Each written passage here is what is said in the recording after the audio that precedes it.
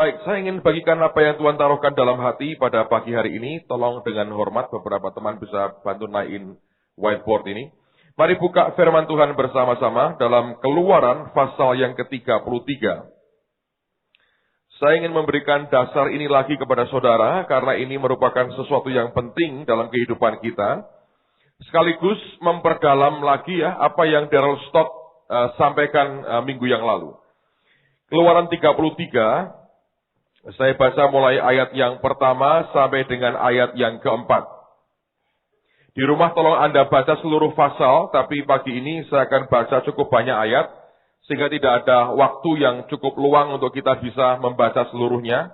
Mari dilihat di dalam Keluaran 33, lihat mulai ayat yang pertama. Berfirmanlah Tuhan kepada Musa, "Pergilah, berjalanlah dari sini, engkau dan bangsa itu yang telah kau pimpin keluar dari tanah Mesir, ke negeri yang telah kujanjikan dengan sumpah kepada Abraham, Ishak dan Yakub, demikian. Kepada keturunanmu lah akan kuberikan negeri itu. Aku akan mengutus seorang malaikat berjalan di depanmu, dan akan menghalau orang Kanaan, orang Amori, orang Het, orang Feris, orang Hewi, dan orang Yebus, yakni ke suatu negeri yang berlimpah-limpah susu dan madu, sebab aku tidak akan berjalan di tengah-tengahmu, karena engkau ini bangsa yang tegar, tengkuk, supaya aku jangan membinasakan engkau." Ayat 4. Ketika bangsa itu mendengar ancaman yang mengerikan ini, berkabunglah mereka, dan seorang pun tidak ada yang memakai perhiasannya. Lalu kalau kita lompat kepada ayat yang ke-13, 15 ya. Musa berkata, berkatalah Musa kepadanya, "Jika engkau sendiri tidak membimbing kami, janganlah suruh kami berangkat dari sini." Nah, kalau Anda baca seluruh kisahnya, Anda mengerti Musa tidak mau dengan apa yang Tuhan tawarkan. Bangsa ini sebetulnya mengingini tanah Kanaan. Oh ya, mereka desperately ingin tanah Kanaan. Karena selama sekian ratus tahun mereka tidak punya tanah, mereka perlu akan tanah sendiri yang mereka bisa gunakan, yang mereka bisa pakai untuk mereka bisa tinggal di sana dengan tenang. Nah, tapi rupanya dalam proses jalannya mereka itu ternyata mereka mengalami akan begitu banyak masalah, terutama dengan hati mereka kepada Allah. Sikap berontaknya kepada Allah begitu kuat, mereka berkali-kali melanggar akan firman Tuhan. Lalu Allah berkata, "Ini bangsa tegar tengkuk," dia berkata, "Baiklah, engkau mau apa sebetulnya? Engkau mau Kanaan kan? Aku akan berikan kepadamu." Dan Tuhan berkata, "Aku tidak akan mengutuki engkau, itu tanah penuh dengan limpah, susu dan madu aku berikan kepadamu." Tapi dia berkata, "Aku tidak akan jalan dengan engkau. Aku akan kirim malaikat ya di depanmu, menghalau semua suku, nanti dia berperang buat kamu, lalu kau ambillah Kanaan itu." Yang membuat kita heran adalah Musa tidak berkata, "Puji Tuhan." Dia berkata, "Kalau engkau tidak bersama dengan kami, jangan suruh kami pergi." Nah, ini bedanya ya Musa dengan kebanyakan orang, terutama orang Kristen hari ini. Orang Kristen ini kalau dengar Kanaan, dia berkata, "Ya Kanaan pokoknya Tuhan, gak ada engkau, ya gak apa-apa. Pokoknya Kanaan." Ya kita ambil apapun untuk mendapatkan Kanaan kita. Musa aja gak mau. Dia berkata, "Di gurun pun oke, asal engkau bersama dengan kami. Kanaan, lupakan Kanaan kalau perlu." Kenapa bisa begitu? Saya merenungkan, saudara. Ini yang membuat banyak orang tidak menyadari sebetulnya yang dia minta itu seringkali justru akan membahayakan dirinya sendiri. Ya, dengerin baik-baik, saudara. Ini orang Israel nih, Israel. Mereka rindu akan Kanaan di sini. Tuhan berkata, "Engkau mau Kanaan? Aku beri. Nanti malaikatku di depan kamu, semua bangsa ini aku gusur keluar. Dan engkau masuk Kanaan. Enggak usah aku dah. Pokoknya kan Kanaan." Oke? Mereka berkabung karena ngerti, wah nesu Tuhan ini. Ya, Musa berkata, "Jangan suruh kami pergi kalau engkau tidak menyertai kami." Nah, saya mau beritahu saudara, ini loh sebetulnya rahasia sederhana. Kalau mau gambarannya supaya gamblang, sederhana. Saya mau tanya sama saudara. Ini jawaban yang jujur, Siapa tahu Tuhan betul-betul memberikan. Loh ya toh, ini kan siapa tahu. Dalam hadirat Tuhan itu, all things are possible. Amen. Anda tahu bahwa Maurice Cerullo itu punya jet pribadi. Ya. Siapa yang mau, kalau hari ini Tuhan sungguh-sungguh berikan kepada Anda jet pribadi persis kayak Maurice Cerullo punya. Angkat tangan tinggi. Syaratnya tidak boleh dijual. Harus engkau pakai. Tapi diberi gratis. Pakein. Didol nggak boleh. Anda kan bukan jual beli barang bekas. Pakein. Ya. Kanaan kan setelah dimiliki nggak dikapling-kapling terus orang Feris tuku pirang meter, orang Hewi pirang meter, kan bukan, saudara. Ini kan bukan pedagang real estate toh Israel ini. Ambil dan miliki. Saya mau tanya, siapa yang mau berkata, amin Tuhan, kalau engkau memberikan aku hari ini jet pribadi, aku mau. Coba angkat tangan begitu. Serius. 1, siapa lagi? 2, siapa lagi? Yang lain nggak mau? Siapa yang ingin dokar? Kenapa Anda tidak mau? Larang loh. Kenapa Anda nggak mau? Jet pribadi loh. Katanya mau diberkati. Ayo. Saudara, Tuhan berkati aku. Tuhan berkata, oke. Pakai jet pribadi. Syaratnya, pakai. Ya toh? Ini milikmu. Jangan dijual. Nikmati. Ada airport kok di Semarang. Bisa parkir kok. Kenapa Anda tidak mau? Katanya pengen diberkati. Ayo. Coba mikir. Tak beritahu ya saudara ya. Itu begitu Anda terima, sekeringnya putus 1 aja. Anda melarat teh. 1 miliar kok. Sekering 1 1 miliar. Mau ngedopo saudara. Apa itu sabuk keloni tiap malam. Tapi harganya ini mungkin ratusan puluhan miliar nih. Ngerti ya? Jadi orang itu seringkali tidak tahu yang dia minta. Makanya Tuhan ngomong, nah Tuhan tuh ya tak beritahu. Tuhan itu kadang-kadang jarak saudara. Kanannya nyosaki. Tapi aku tidak bersama dengan engkau. Artinya apa? Malaikat dibaca, akan digusur. Setelah gusur, pergi gak malaikatnya? Pergi tuh. Balik gak mereka kira-kira? Balik. Musa ngerti. Percuma. Kalau tidak disertai Tuhan, tidak ada gunanya. Tadi jet pribadi itu. Itu sekeringnya putus 1 itu. Dulu ya $100.000. Sekering. Itu Anda mau naik satu gitu ya. Greng pertama itu katanya berapa ribu dolar? $3.000. Itu minyak aftur yang dibuang. Terus sekali ngedem saudara. Ngedem. $3.000. Berapa coba 3.000 itu? 30 juta lah. Nah itu beli ke sego ayam. Ganti toh ya soto terus. Sego ayam. Wah. Ngerti tidak? Jadi banyak orang itu minta yang dia tidak tahu. Yang harusnya diminta itu apa? Jangan barangnya. Sumbernya yang engkau ingini. Siapa itu? Tuhan Yesus sendiri. Nah kalau sumbernya bersama saudara. 10 jet tak iya nih.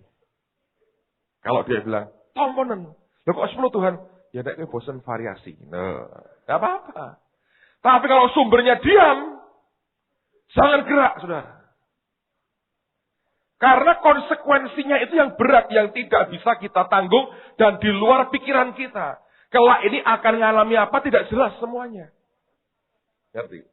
Nah, banyak orang fokusnya ke Kanaannya. Musa nggak mau. Aku Tuhannya. Pada gurun ya biar. Oh kalau perlu digurun gak salah, nggak apa-apa, roti dari atas kok. Tapi aku masuk Kanaan tanpa dia. Wah gawat. Ngapain punya tanah di sini? Kalau nanti akhirnya kita mati di situ. Nah, di sini orang Kristen harus mengerti. Jadi kalau Anda itu, saya berkata, Anda bolehlah minta diberkati ya. Tuhan pasti memberkati. Tapi yang engkau kejar dalam hidupmu itu bukan Kanaannya. Tapi Tuhan yang punya Kanaan. Dan Tuhan yang punya kehidupan kita. Saya tadi pagi baru terima surat, saudara. Luar biasa ya. Saya bilang, dengerin baik-baik. Kalau kita melakukan semua perintah Tuhan di dalam ketaatan, itu hasilnya luar biasa. Saya cerita apa adanya. Ibu ini tidak mau dikenali identitasnya. Dia beri inisial NN.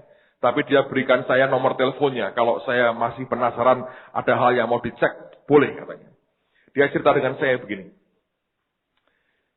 Dia bersaksi begini. Pada waktu Kamis lalu kita penyembahan, saya mengucapkan berkat itu. Dia kaget ketika dia lihat di mimbar ini bisa kayak air itu mengalir derasnya luar biasa. Apa yang dia lihat sebetulnya? Pemandangan rohani. Mata orang lain yang tidak dibuka Tuhan. Mereka tidak mengerti. Tapi dia bilang, ini berkat Tuhan dialirkan. Ngerti saudara? Jadi kalau Anda dalam hadirat Allah, yang lain diberkati Tuhan, engkau bisa berkata, aku juga Tuhan. Orang yang percaya akan membuat alirannya mengalir dalam hidupmu juga. Nah, ibu ini mengalami begini, saya cerita dengan saya. Dia dalam surat dia cerita, dia berkata, saya ini seorang janda Pak. Ya, dan akhirnya dia harus membiayai beberapa orang anaknya. Saya mungkin kalau ketemu orangnya saya ingat, saudara, apa yang pernah dikerjakan dulu. Dia berkata begini, Bapak pernah memberi saya uang. Sampai sesuatu yang tidak ingat-ingat, susah. Inikah, itukah, banyaklah saudara ya. Saya bilang kita kan hamba Tuhan ya. Kita disuruh Tuhan nyalurkan, dia salurkan. Tapi saya kan nggak mungkin saya ingat-ingat memberi ke sini sekian, setelah sekian tahun kemudian dibuka lagi arsipnya. Enggak lah, kita salurkan seperti yang Tuhan mau. Dia ngomong terus terang, Bapak pernah memberi saya uang. Dan saya bersyukur karena Tuhan pakai untuk nyalurkan berkat Tuhan. Dia berkata, Bapak mengerti yang Bapak berikan berlipat kali ganda. Bukan 100 kali ganda, 1000 kali ganda. Saya bilang luar biasa. Terus dia berkata begini, saya ini ingin beli mobil baru sebetulnya Pak. Ketika saya berdoa, Tuhan berkata begini, ya merek ini juga nggak apa-apa. Ya, ingat ya. Kalau Anda tanya, Tuhan berkata, ya tidak apa-apa. Ya tidak apa-apa itu sebetulnya Anda harus nangkep. Boleh, tapi ada yang lebih baik dari cuma sekedar beli mobil baru. Tuhan itu baik. Anda kalau salah nangkep omongannya Tuhan, bisa kebacut, tak karuan. Makanya harus kenal secara pribadi.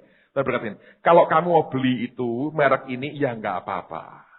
Wah, dia senang. Dia sudah punya uang sekian puluh juta. Karena dari uang itu berlipat 1000 kali ganda. Tapi jangan minta duit saya ya untuk menggandakan duit saudara. Please, saya bukan tukang menggandakan uang.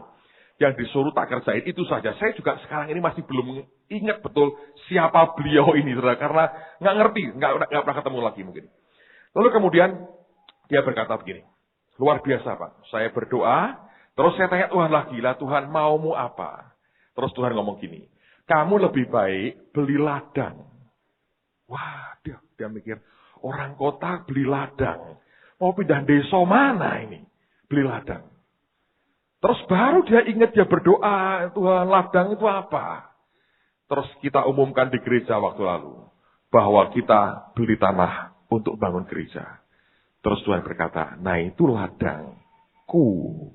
Bukan ladang jagungmu, itu ladangku. Wah nangis ya. Oh Tuhan aku ngerti, ya sudahlah. Memang mobil baru, ya enggak apa-apa. Tapi yang lebih bagus, beli ladang Tuhan. Saya tidak melebihkan ya. Langsung dalam ketaatan. Dia transfer untuk kas tanah gereja beberapa hari yang lalu. Dia persembahkan. Saya bilang, saya bersyukur. Saya juga sekarang nggak tahu siapa beliau ini. Datang atau tidak, malam ini tidak tahu. Tapi itu surat di tangan kami. Saya bilang, luar biasa ya. Ada orang-orang seperti itu. Di dalam ketaatan, dia melakukan. Apa yang terjadi? Cuma penyertaan Tuhan. Nanti pada waktu kita sebelum kebaktian selesai, saya ingin berdoa. Ini saya terima sertifikat lagi, saudara. Wih, kayak tuan tanah tenan loh ini. Ini serius, ini. Sertifikat lagi, plus ada saudara yang mempersembahkan kiosnya. Dia punya satu kios, ya, itu ada hak pakai sekian belas tahun, sekian puluh tahun, dipersembahkan. Ada nilainya ini. Dipersembahkan. Jadi, nanti kita mau sembahyang untuk sertifikat lagi, ini ada perhiasan dan sebagainya. Nah, nanti kita berdoa. Dan saya nanti akan mempersilahkan kalau ada yang sudah digerakkan Tuhan untuk Anda ngerti apa yang harus Anda korbankan untuk Tuhan, nanti doain sama-sama. Tapi ini saya terima. Tadi pagi kita berdoa untuk sertifikat, ini kita berdoa lagi untuk sertifikat. Tiap hari. Tapi ini Alkitabiah loh. Kisah Rasul itu jual tanah, jual rumah untuk pekerjaan Tuhan. Ini Alkitabiah, luar biasa. Jadi kita bukan tuan tanah, kita adalah hamba dari Tuhan yang mempunyai langit, bumi, dan segala isinya. Amen, itu yang luar biasa. Yang penting buat kita, penyertaan Tuhan, saudara. Saya dengar cerita itu, saya bilang Tuhan, aku diberkatilah. Gak usah ketemu orangnya dengan surat yang dia sampaikan, saya berkata, bukan 50 jutanya, saya beri, bukan, saudara. Tapi bagaimana Tuhan memberkati seseorang yang tadinya perlu uluran tangan orang. Satu hari dia mengulurkan tangannya juga untuk ambil bagian dalam pekerjaan Tuhan. Jangan anggap ringan siapapun yang hari ini sedang dalam keadaan di bawah. Satu kali ketika tangan Tuhan menyertai dia, Anda melihat mereka akan di atas dalam kemuliaan Tuhan yang luar biasa. Jangan merasa tertekan kalau engkau sedang di bawah. Kalau hari ini engkau punya iman, engkau berkata, berikan penyertaanmu Tuhan. Saudara akan diberkati Allah luar biasa. Ya, saya harap ini gamblang. Nah, Dale Stott mengatakan begini minggu lalu ya, saya mau jelaskan lagi. Anda yang kurang jelas bisa lihat atau dengar di kasetnya. Beliau berkata, Tuhan ngomong tahun 2002 ini tahun yang spesial. Dia berkata, orang-orang yang tahu bahwa di atasnya ada kemuliaan Tuhan. Dan ketika orang itu menabur di dalam ketaatan. Dia berkata, tahun ini juga Tuhan berjanji, orang itu akan menuai 100 kali ganda. Itu bukan 100 kali lipat. 100 kali ganda itu sebenarnya tuaian yang luar biasa, yang kadang-kadang unlimited. Nah, dia berkata, tahun ini juga. Nabur, kayak begitu, dapat. Nah, ini kan, tapi berlaku kalau semua orang. Itu kan pertanyaannya. Gitu, right?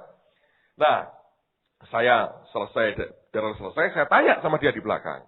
Loh, itu firman, saya berkata ya. Yang nabur tahun ini cepat nuai itu berlaku untuk semua orang Kristen atau tidak? Dia bilang tidak. Oke. Nah, jadi itu seperti apa? Dia berkata begini. Itu hanya berlaku bagi orang yang tahu bahwa di atasnya ada kemuliaan Tuhan. Nah, oleh karena itu, pagi ini saya mau ajak Anda lihat beberapa bagian firman. Maksudnya itu apa? Ya, kalau Anda dengar janji yang luar biasa begini, itu maksudnya apa? Karena kita kan ngalami sebagai gereja ini. Saya cerita Anda Kamis lalu. Siapa yang tidak hadir hari Kamis yang lalu? Coba angkat tangan tinggi-tinggi. Oke, Anda sebagai hadir. Saya akan cerita dengan saudara ya. Bahwa kita ini baru ingin nabur sertifikat yang di Jakarta. Dalam minggu yang sama, kita punya beberapa sertifikat yang diberi oleh saudara sebagai tuaian. Yang kelak kita mau pakai untuk beli tanah gereja. Nanti selesai firman, saya mau ajak Anda doakan satu lagi nih sertifikat, saudara. Jadi ini kita nih tuan tanah. Dan ini Alkitabiah. Ya, kisah Rasul itu pada jual tanah dan rumahnya. Ini betul-betul Alkitabiah. Dan ada seorang ibu yang memberikan akan depositonya. Dipersembahkan seluruhnya itu untuk pembelian. Nanti kita akan doakan sama-sama. Tapi kita akan nuai dalam waktu yang hanya beberapa hari. Malah itu sertifikat yang kita taburkan belum dilepas. Kita sudah nuai. Itu kan cepat sekali. Nah, saya berkata begini. Kamu ini dapatnya seluruh orang Kristen begitu atau tidak? Dia bilang tidak. Nah, yang tidak itu artinya bagaimana? Ya pokoknya yang iya adalah mereka yang tahu bahwa di atasnya itu ada kemuliaan Tuhan. The glory of God. Lalu kemudian saya berkata, oke, kalau gitu Tuhan, aku mau berdoa nih. Ajarin dong, ini sebetulnya yang engkau mau itu apa? Apa artinya sebetulnya engkau berkata bahwa hanya mereka yang tahu di atasnya ada kemuliaan Tuhan, itu akan nikmati seperti yang engkau janjikan. Nah, sekarang mari kita lihat beberapa ayat. Buka dengan saya, Lukas pasal yang keempat. Nanti kaitan dengan tadi ya, Kanaan. Lukas pasal yang keempat. Lihat pada ayat yang ke-17 dan ayat yang ke-18. Lukas 4 ayat 17 dan 18. Alkitab berkata, kepadanya diberikan kitab Nabi Yesaya, dan setelah dibukanya, ia menemukan nas di mana ada tertulis, Roh Tuhan ada padaku, oleh sebab ia telah mengurapi aku untuk menyampaikan kabar baik kepada orang-orang miskin. Dan ia telah mengutus aku untuk memberitakan pembebasan kepada orang-orang tawanan dan penglihatan bagi orang-orang buta, untuk membebaskan orang-orang yang tertindas, untuk memberitakan tahun rahmat Tuhan telah datang. Nah, perhatikan. Ketika Tuhan berkata, Roh Tuhan ada padaku, hal yang pertama yang dia datangin adalah orang-orang miskin. Memang saya tahu Tuhan mau kita diberkati. Tapi berita kepada orang yang miskin, yang dibelenggu kemiskinan itu, hanya bisa efektif kalau Roh Tuhan ada di atas kita. Dia nggak mungkin datang kepada orang miskin tanpa dia berkata, Roh Tuhan ada padaku. Dengan kata lain sebetulnya, untuk orang percaya menikmati yang dari Tuhan, berkat yang dari Allah, di atas kita harus ada Roh Tuhan yang menguasai kehidupan kita. Nah, apa akibatnya kalau Roh Allah di atas kita dan beritanya sampai kepada orang-orang miskin? Perhatikan dalam kitab Nabi Yesaya sekarang, karena Yesus mengambil dari Nabi Yesaya pasal yang ke-61. Yesaya 61. Perhatikan ayat 6 sampai dengan ayat yang ke-9. Yesaya 61 ayat 6 sampai dengan ayat yang ke-9. Sebelum Anda baca ayat 6, perhatikan ayat pertama dulu. Roh Tuhan Allah ada padaku. Nah, ini yang dibaca oleh Yesus. Tapi tidak seluruhnya dia baca. Ketika sampai di ayat yang ke-6, Yesaya berkata begini. Tetapi kamu akan disebut imam Tuhan, dan akan dinamai pelayan Allah kita. Kamu akan menikmati kekayaan bangsa-bangsa, dan memegahkan diri dengan segala harta benda mereka. Sebagai ganti bahwa kamu mendapat malu 2 kali lipat, dan sebagai ganti noda dan inudah yang menjadi bagianmu, kamu akan mendapat warisan 2 kali lipat di negerimu, dan sukacita abadi akan menjadi kepunyaanmu. Sebab aku Tuhan mencintai hukum dan membenci perampasan dan kecurangan. Aku akan memberi upahmu dengan apa? Tepat. Dan akan mengikat perjanjian abadi dengan engkau. Keturunanmu akan terkenal di antara bangsa-bangsa, dan anak cucumu di antara suku-suku bangsa, sehingga semua orang yang melihat mereka akan mengakui bahwa mereka adalah keturunan yang diberkati Tuhan. Luar biasa ini. Tapi ujungnya atau pokok pertamanya adalah Roh Tuhan ada padaku. Ini bukan karena usaha manusia kita, bukan karena perhitungan manusia kita, tapi pertama-tama karena Roh Tuhan ada di atas kita. Itu poinnya. Nah, sekarang saya mau ajak Anda merhatikan.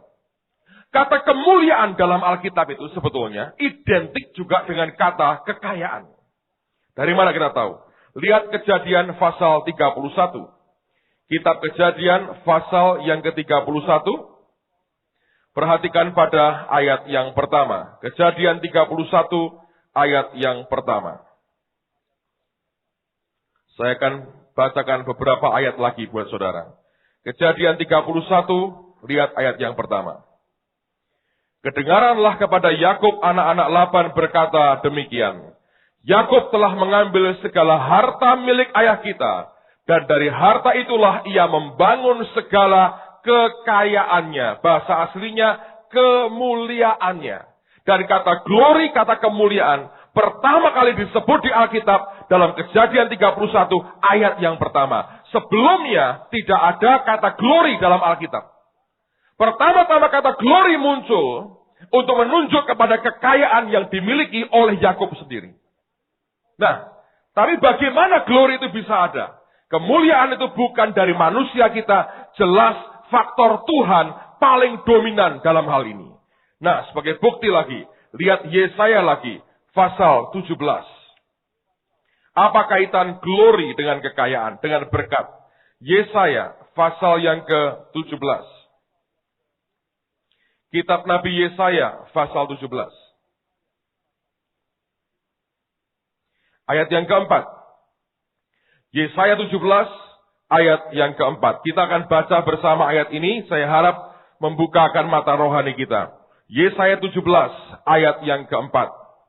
Kita baca sama-sama. 2, 3. Maka pada waktu itu kemuliaan Yakub akan berkurang dan apa? Kemakmurannya akan susut. Jadi kalau kemuliaannya berkurang, kemakmurannya apa? Susut. Kemuliaan itu nyambungnya dengan kemakmuran. Kemakmuran ditentukan oleh glorinya, kemuliaannya. Dan pasti itu pekerjaan Roh Tuhan. Bukan karena kemanusiaan kita. Jadi kalau orang hanya ngejar Kanaannya, Anda rugi. Kejar sumbernya. Siapa? Tuhan. Kanaan saya gambarkan jet pribadi tadi. Yang sekeringnya saja 1 miliar, saudara. Ngerti? Kalau itu putus 1 miliar. Tanpa Tuhan, kita bangkrut.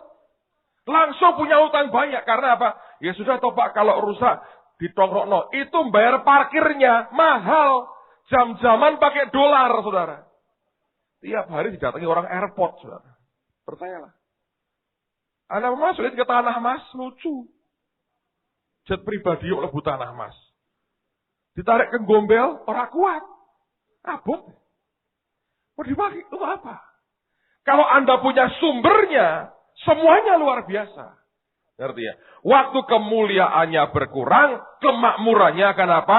Susut. Makanya yang dicari itu dia. Karena dia itu sumber kemuliaan itu. Kalau kita nggak punya Tuhan, kemuliaannya makin pudar. Makanya ya, hidup kita nggak berkenan, kemuliaan makin pudar. Kemakmurannya akan makin susut. Nah banyak orang berkata, aku sudah makmur. Belum tentu selama-lamanya. Tergantung apakah the glory of God ada di atasmu atau tidak. Anggap ya saudara ya. Terusin lagi. Yesaya pasal yang ke-44. Lihat kaitannya Roh Kudus dengan berkat Tuhan dalam hidup kita. Yesaya 44 ayat ketiga. Yesaya 44 ayat yang ketiga. Sebab aku akan mencurahkan air ke atas tanah yang haus, dan hujan lebat ke atas tempat yang kering. Aku akan mencurahkan rohku ke atas keturunanmu, dan berkatku ke atas apa? Anak cucumu. Saya mau tanya, anak cucu dengan keturunan sama tidak? Sama. Ya toh, Anda punya anak, Anda punya cucu, Anda berkata, ini keturunanku, sama. Alkitab berkata, kalau rohku aku curahkan, dia berkata, sama dengan berkatku aku curahkan. Jadi sebetulnya benar itu. Kalau ada the glory of God di atas saudara, ada penyertaan Tuhan dalam hidupmu, ya jelas. Anda nabur pasti nuai di dalam ketaatan. Tapi banyak orang cari Kanaannya. Saya berkata, rugi besar. Mungkin engkau dapat. Tapi ini justru jadi kuburan dalam kehidupan kita. Nah ini yang tidak banyak disadari oleh anak Tuhan. Lihat lagi, Yesaya pasal 32. Kita banyak bicara kitab Nabi Yesaya. Yesaya pasal 32. Lihat pada ayat yang ke-20. Yesaya pasal 32 ayat yang ke-20. Alkitab berkata begini. Berbahagialah kamu yang boleh menabur di segala tempat di mana terdapat air. Yang dapat membiarkan sapi dan keledainya pergi kemana-mana. Nah, tapi sebetulnya airnya dari mana? Itu air apa sebetulnya? Apakah Anda menaburnya di tempat gereja yang becek terus, kena banjir? Oh, kita ini gereja yang kok banyak air apa? Banyu rob di mana-mana. Ya bukan, saudara. Bukan itu. Airnya air apa? Lihat pada ayat 15-nya. 32:15. Sampai dicurahkannya kepada kita roh dari atas. Maka, perhatikan nih. Kalau ada pencurahan roh, kemakmurannya ikut. Maka padang gurun akan menjadi kebun buah-buahan, dan kebun buah-buahan itu akan dianggap hutan. Di padang gurun selalu akan berlaku keadilan, dan di kebun buah-buahan akan tetap ada kebenaran. Di mana ada kebenaran, di situ akan tumbuh damai sejahtera, dan akibat kebenaran ialah ketenangan dan ketentraman untuk selama-lamanya. Bangsaku akan diam di tempat yang damai, di tempat tinggal yang tentram, di tempat peristirahatan yang aman, hutan akan runtuh seluruhnya dan kota akan direndahkan serendah-rendahnya. Baru dia berkata, berbahagialah kamu yang boleh menabur di segala tempat di mana terdapat air. Tapi airnya itu air apa? Holy Spirit sebetulnya. Karena kita berkata, sampai dicurahkannya kepada kita roh dari atas. Digambarkan seperti air hujan rupanya. Maka padang gurun akan menjadi kebun buah-buahan. Dan kebun buah-buahan itu akan dianggap hutan. Saking lebatnya, saudara. Luar biasa. Jadi sebetulnya yang perlu buat kita adalah, Anda mesti nempel dengan Tuhan. Ya, apa yang rohnya berikan, itu modal yang luar biasa. Jangan cari materinya dulu. Cari sumbernya. Nah, sumbernya itu Anda dapetin, saudara. Yang lainnya akan mengikuti. Lengkap ya, saudara. Saya sampaikan kami selalu soal pohon. Toh. Anda itu dicangkokkan kemana, maka roda kehidupan saudara akan berputar seperti pohon di mana Anda dihisapkan. Dihisap di pohon yang tidak percaya, rodamu berputar sebagai orang yang unbelief, yang tidak percaya. Dihisapkan kepada pohon yang radikal, rodamu berputar radikal dalam Tuhan. Dihisapkan kepada roda pohon yang skeptis, roda hidupmu berputar skeptis. Terus begitu. Ya. Nah, kalau kita tidak mengerti itu, kita dengan berkata, aku nggak ngerti kenapa terjadi begini. Tapi yang jelas kalau Anda berkata, itu sebetulnya cangkokan itu kan nggak nampak secara fisiknya. Tapi spiritually itu ada. Dan itu yang luar biasa. Karena kalau dari yang rohani nggak kelihatan, tidak kita percayai, Anda dan saya tidak mungkin menikmati yang jasmaninya. Saudara Thomas tanya sama saya gini, Pak, di Alkitab ini, pasangan suami istri yang paling berbahagia itu siapa, Pak? Wah, muter otak saya, saudara. Ini kok direktur TSOA kok dites ini. Saya nggak bisa jawab, saudara. Wah, untuk izin saya. Siapa ya? Ishak dan Ribkah yo ndak wong anake si Esau tu ora karuan. Abraham Sarah yo enggak. Abraham percaya Sarah ming kerjane guyu. Lha ta? Ya ta, ming guyu tok kerjane guyu tok Sarah itu. Mek cekikikan guyu kenyek. Siapa lagi ya? Rut jadi janda. Kes kawin Boas untuk wong tuwek. Ah, kurang anu lah. Siapa lagi? Batseba. Aduh, Batseba lagi dengan Daud. Enggak lah. Salomo enggak ada. Dia bilang, Bapak nggak tahu. Nyerahlah. Adam dan Hawa. Kok iso Adam dan Hawa? Sebab mereka tidak punya mertua, katanya. Wah. Bukan saya loh, saudara. Thomas ini.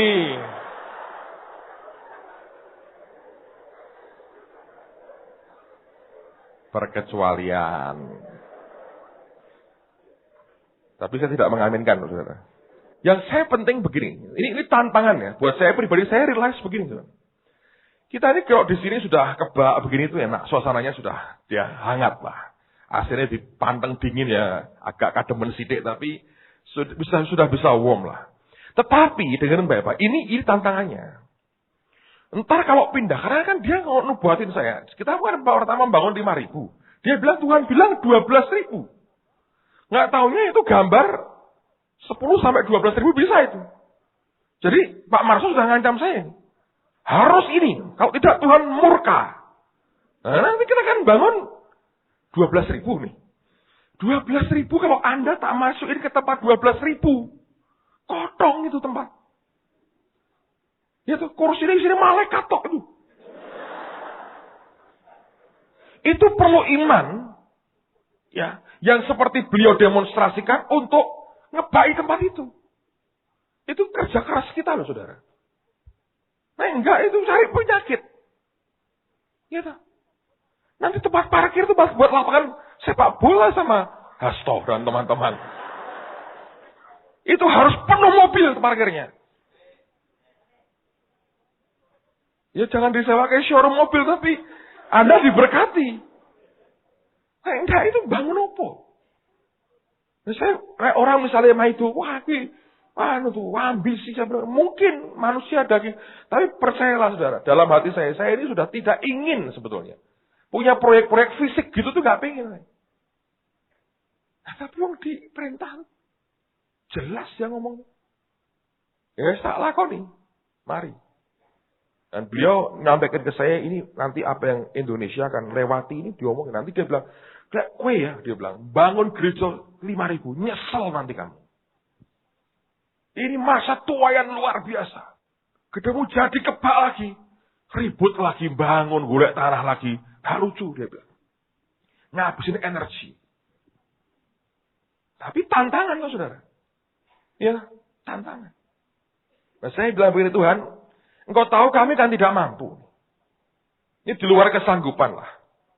Ya, dengan persembahan-persembahan begini yang kami terima tiap kali, setiap minggu saya terima begini, saya bilang ini miracle nih. Karena sekian tahun lalu ini gedung hampir disita. Gara-gara utang di bank 250 juta, saudara.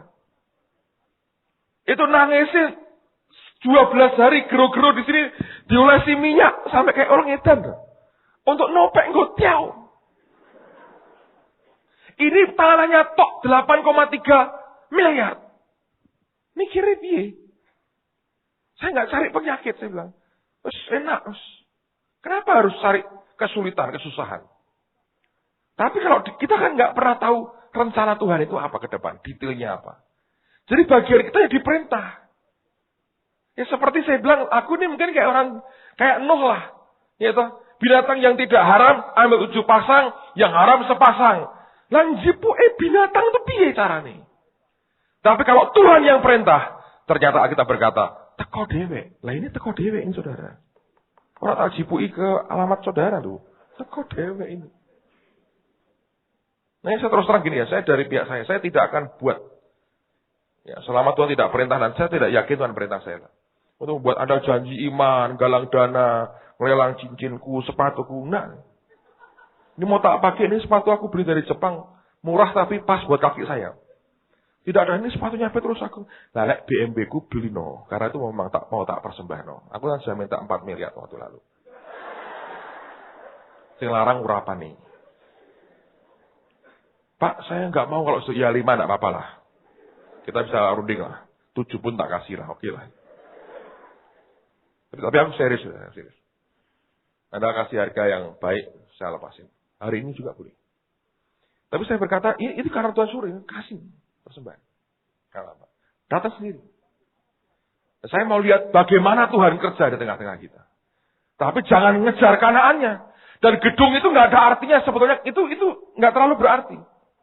Yang berarti pembangunan rumah Tuhan di dalam hidup pribadi kita itu. Dan sebagai jemaat Tuhan. Bangun oleh Tuhan bersama-sama. Itu cuma alat untuk nampung orang supaya mereka mengalami anugerah Tuhan. Dan kami sangat yakin Yesus segera datang. Pak Yusak tak cerita, dia bilang, waduh, dia bilang, ini percepatan berarti. Dia bilang, cedak dong, dia bilang, ini percepatan ini berarti. Wah, saya dengar gitu, saya bilang, luar biasa lah kalau gitu. Ini pas lah, saudara, dengan momentumnya Tuhan. Lalu saya ingat, saya diingatkan Bu Prawiro sebetulnya. Waktu Kamis yang lalu, kami kan doa sama-sama di tanah itu. Dikasih minyak sama dia. Dikasih anggur perjamuan. Bukan diminum. Tanahnya suruh minum. Terus dia ngomong sama saya. Tapi terus ingat nggak? Sekian tahun lalu. Nanti Oktober ini orangnya datang lagi. Dia bawa 1 orang hamba Tuhan namanya Glory Bachman. Siapa yang masih ingat Glory Bachman? Angkat tangan. Siti. Memang dulu kita baru kelompok kecil, saudara. Ini tempat belum ada, ceilingnya nggak ada, kita masih bangun kayak kemah Musa dari terpal plastik coklat itu. Jelek. Terus di dekat balkon itu ya, dekat jam itu, dekat ujung balkon, sampai kemari yang kami pakai.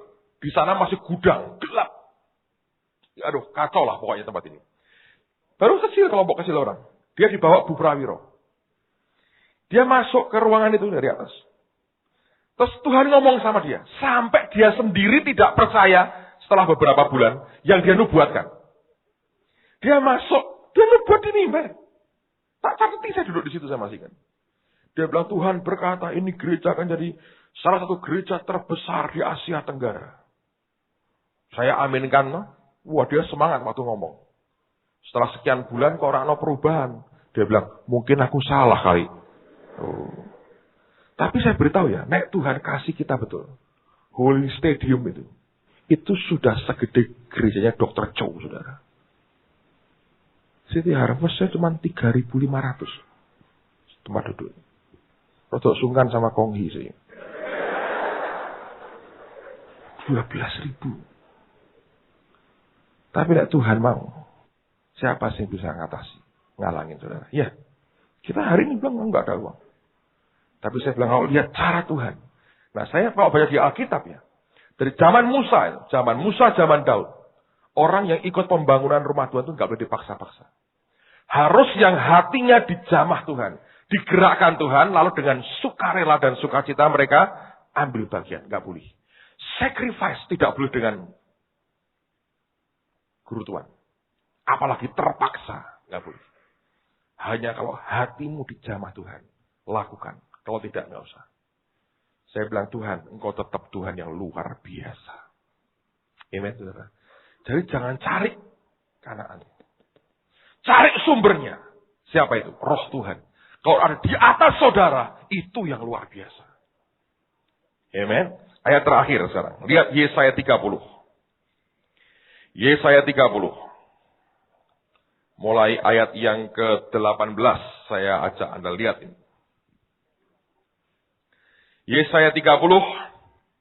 Ayat 18. Janji keselamatan bagi Sion. Sebab itu Tuhan menanti-nantikan saatnya hendak menunjukkan kasih-Nya kepada kamu. Sebab itu Ia bangkit hendak menyayangi kamu. Sebab Tuhan adalah Allah yang adil. Berbahagialah semua orang yang menanti-nantikan Dia. Sungguh hai bangsa di Sion yang diam di Yerusalem.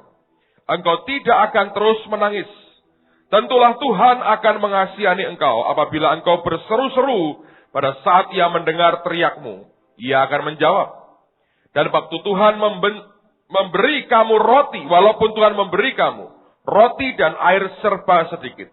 Namun pengajarmu tidak akan menyembunyikan diri lagi, tetapi matamu akan terus melihat Dia. Dan telingamu akan mendengar perkataan ini dari belakangmu. Inilah jalan, berjalanlah mengikutinya. Entah kamu menganan atau mengiri. Engkau akan menganggap najis patung-patungmu yang disalut dengan perak, atau yang dilapis dengan emas. Engkau akan membuangnya seperti kain cemar sambil berkata kepadanya, keluar.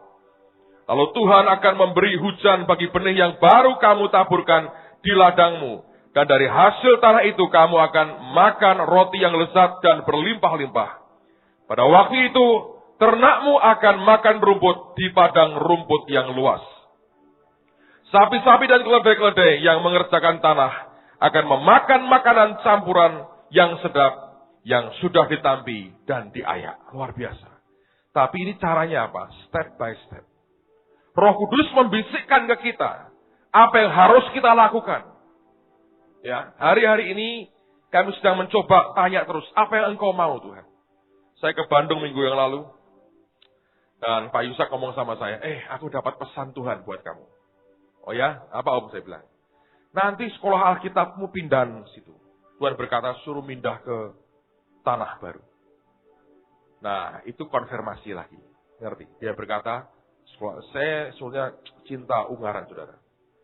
Semua pembicara senang di situ. Saya tidak ingin pindah untuk apa? Ya, tempat sudah ada, kenapa mesti pindah? Tapi kalau ada perintah begini, apa boleh buat? Itu maunya dia, bukan mau kita. Nanti kita akan pindah pada waktunya Tuhan. Kapan? Saya nggak tahu. Tentu saya mau yang Holy Stadium diselesaikan dulu, kalau itu kehendak Tuhan.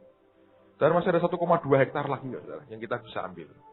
Saya berkata, mari kita ikutilah. Ya, pengajar itu akan bisikkan kita. Kanan atau kiri, kanan atau kiri. Langkahnya diatur Tuhan. Hidup pribadimu, hal yang sama berlaku. Dengerin apa yang dia katakan. Kanan atau kiri. Nanti lihat saudara. Hasil benih kita luar biasa. Yang ditabur di dalam ketaatan akan berlipat kali ganda. Ini tahun yang sangat spesial sekali. Saya percaya Tuhan sedang membawa kita dalam suatu dimensi baru. Yang belum pernah kita masuki sebelumnya. Tapi kalau orang sungguh-sungguh mau datang ke Tuhan dengan segenap hati, dimensi ini akan jadi milik kita. Saya punya keyakinan begini, saudaraku.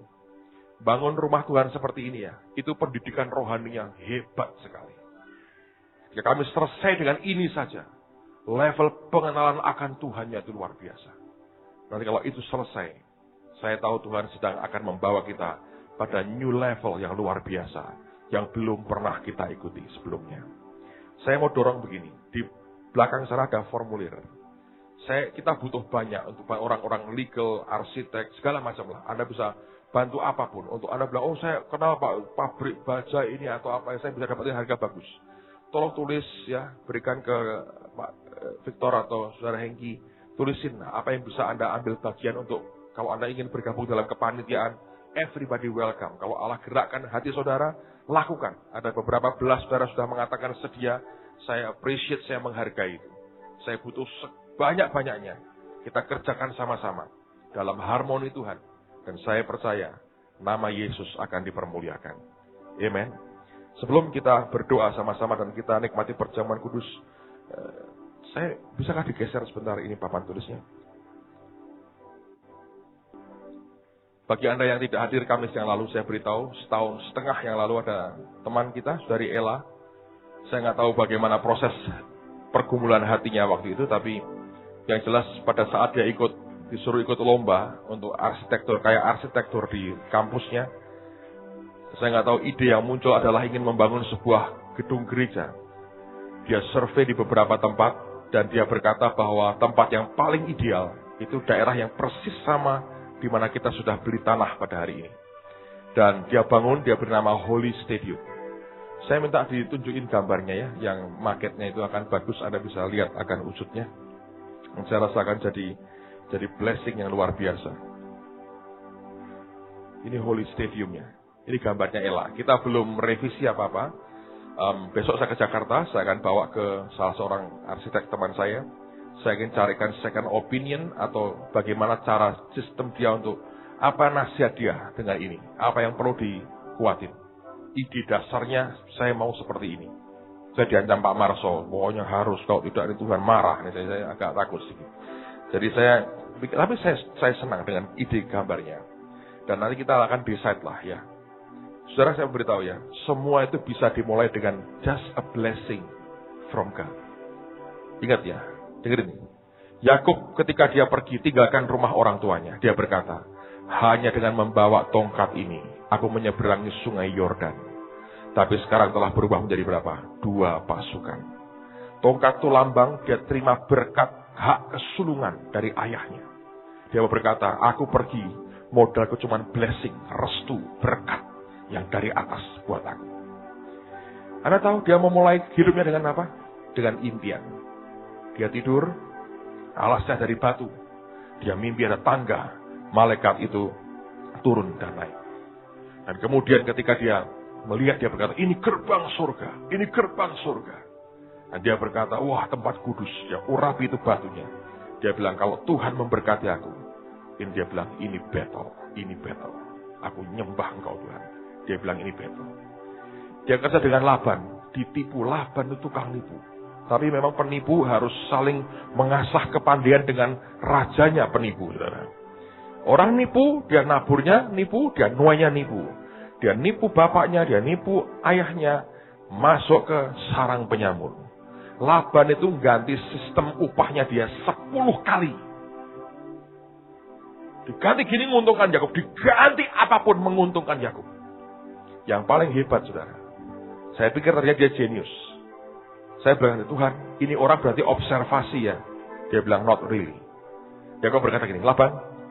Dia bilang, bukan ya? Om, dia bilang. Kan, uncle Laban. Om, aku ini kok gak pernah digaji. Ya, kita kan bolo dewe, Yakub masa minta gaji. Ginilah. Domba yang putih-putih, yang polos ini, biar aku yang gembalain.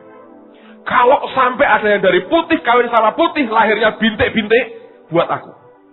Kalau putih sama putih, lahirnya putih, buat Om Laban. Laban bilang, boleh. Tapi kita harus pisah beberapa hari, 3 hari. Jauh caranya pisah. Dijaga yang bintik-bintik. Jangan sampai Yakub mencuri 1 aja bahaya. Laban berkata, goblok ini orang. Putih sama putih kawin ya lahirnya putih. Mana putih kawin putih kok bintik-bintik. Dasar goblok. Belajar sama omnya, pinter yang ngapusi. Dia bilang, sama itu tukang nipu kok amatiran. Yakubnya pergi, dia bilang, omku merasa pinter. Goblok, dia belum tahu nih. Apa yang dia buat, saudara? Dia ngerti gini. Domba itu kalau berkelamin di tempat minum, dia ngerat pohon, dia keratin rantingnya supaya bentuknya bintik-bintik. Dia lihat kalau pejantannya itu kuat, betinanya juga kuat, berkelamin, di depan mata mereka dikasih pohon bintik-bintik. Sambil berkelamin, bintik-bintik, bintik-bintik, bintik-bintik. Anaknya bisa bintik-bintik dan orang-orang. Lek, kapan itu domba jantannya kurus, kena TBC gitu. Betinanya juga kurus, mati. Dia bilang, "Beno." Berkelamin toh, lahirnya apa? Domba putih kurus. Jadi sekian waktu berlalu, Yakub punya begitu banyak domba yang gemuk-gemuk kuat-kuat, bintik-bintik. Laban bingung.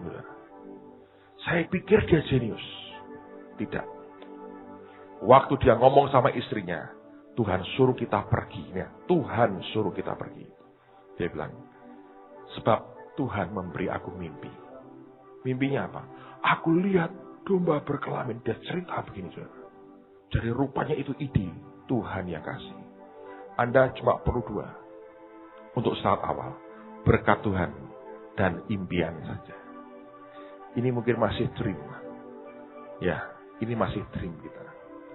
One day akan terjadi. Mari kita garap impian kita. Saya bilang, we need His blessing. Ya, kita butuh berkatnya. Dan kita butuh modal apa? Mimpi aja. Tunjukin gambar berikutnya akan bagus juga. Ini kalau nanti kalau Anda naik pesawat terbang, Anda lihat itu Yesus dimahkotai di situ. Holy Stadium. Luar biasa. Gambar berikutnya. Ini dari samping gambar terus. Ya, ini saya paling suka. Di dalamnya, Ella gambar dirinya sendiri di situ. Tapi itu ada core-nya digambar, choir-nya. Gini ya ketemu Yesus semua sudah ada langsung. Luar biasa. Pak Marso ketahuan tuh ujung paling kiri pojok sendiri. Luar biasa. Semua dimulai dengan impian dan berkat Tuhan. Saya mau kita berdiri sama-sama. Saya mau kita akan persembahkan ini ya, sertifikat dan deposito ini dalam tangan Tuhan. Saya tahu ini precious bagi yang memberi, dan mari kita persembahkan kepada Tuhan. Ya, mari angkat tanganmu sama-sama di hadapan Dia. Tuhan, terima kasih kami bawa akan korban dari anak-anak-Mu ini lagi. Kami naikkan di hadapan-Mu Tuhan. Demi nama Tuhan Yesus. Terima korban mereka. Terima korban mereka Tuhan. Terima korban mereka. Tuhan di tengah-tengah kita, saudara. Angkat hatimu aja bagi Dia. Syakarapata syatakaramata setekirim. Shikiarapa shatakarapa setekirim etekurshiti. Sekirim setekiaramata santakarapa santakara. Santakara satakara setekirim shiti. Sekirim setekiarapa santakarama santa. Sotoko shatakara santakarama shata. Sekirim. Ada berdoa ya, karena Tuhan berkata pada saya begini. Ada beberapa orang dari saudara pada pagi ini berkata gini, aduh, saya harap saya bawa sekalian ya apa yang sudah Tuhan katakan untuk saya korbankan. Kalau Anda merasa begitu, Anda tulis di kertas cepat, lalu berikan ke saya mau angkat di depan Tuhan pagi ini. Barangnya belakangan. Nah, tapi kalau Anda ngomong gitu, ini hanya untuk tidak semuanya, untuk beberapa orang, aduh mestinya tak bawa ya, yang mestinya aku mau persembahkan itu. Kalau Anda merasa, Anda tulis di kertas cepat, lalu berikan ke saya, lalu kita akan datang ke Tuhan. Dari yang lain sembahyang karena ini waktu yang luar biasa. Kalau ada, Anda nanti datang ke saya cepat sekarang ini dan berikan, lalu kita akan naikkan di hadapan Tuhan. Ada yang merasa gitu, aduh mestinya aku bawa ya. Terus saya ngomong begini pada saya, tapi aku gak bawa ini hari ini. Saya merasakan ini ada holy moment, saat yang spesial sekali. Mari datang ke Dia dengan segenap hati. Kalau ada, Anda boleh datang ke saya sekarang. Saya akan naikkan bersama-sama. Syakarapa shatakarapa shatakarapa takarapa. Shikipete shitikiaramata shatakarapa parapa shita. Mishantoko shitikarapa shatakarapa lapatakarapa. Meshete kire me shanta karapa shata karapata karapalapa. Shete kire me shata karapa shanta karapata karapalapataka. Mesanto kushata karama shata karapata karapata kayapa. Meshete kire me shata karapa soto kurusata karapata karapa. Mahashete kipete karapa shata karapa shete kiarapata karapata. Meshete kire me shete